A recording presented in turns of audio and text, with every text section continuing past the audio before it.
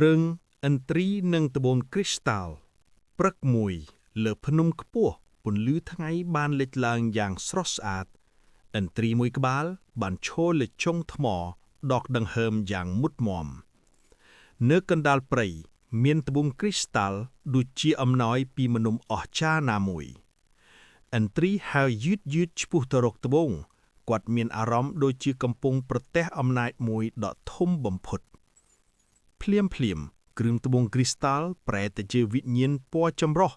វាហាក់បីដូចជាមកស្វែងរកសត្វឥន្ទ្រី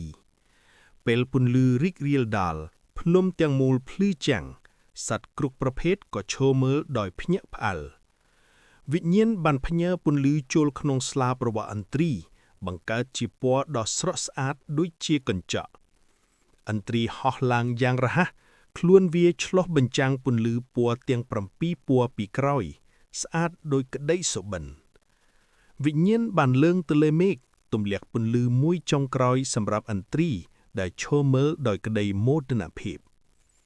ចុងក្រោយឥន្ទ្រីឈរលើច្រាំងថ្មដ៏ខ្ពស់ជាអ្នកការពារភ្នំដោយអំណាចពណ៌ទាំង7ដែលគាត់បានទទួល